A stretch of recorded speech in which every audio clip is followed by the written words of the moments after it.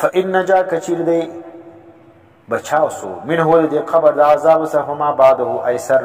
نو دا ورسته چې کوم ژوند دی هغه به اسانه وي موږ دغه قبر کې عذاب سره دغه بدل لري د دنیا کې موږ په سترګې وینو دغه له عذاب ورکوي په تعلق د روح باندې ورکوي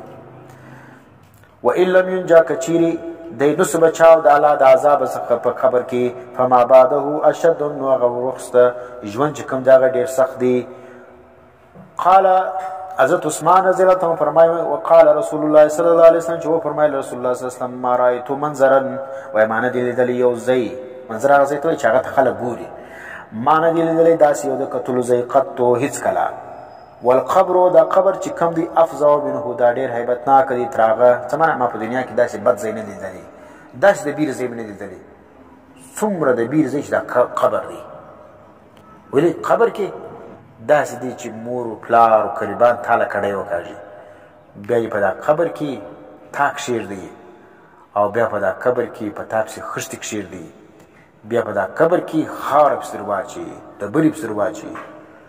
داسې دی پټ کې بیا دی خپل لاسو باندې چې پټ کې بیا د سره روان شي په دا قبر کې بیا نه ساه شته او نه دغه شته نه رڼا شته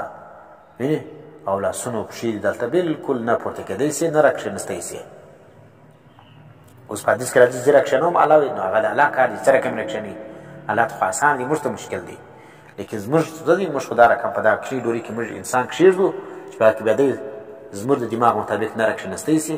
اور نه چې کوم دی هغه اوښتی شي او نه خوراک کوی شي او نه شی ورته شته نه اوبه ورته شته نه ډوډۍ ورته شته او نه چربتي ورته شته دی لاړی بلې دنیا لره نو اوس دغه چې کوم دی حضرت عثمان رضی الله عنه په دنیا کې چې یو بد ځای ما لیدلی دی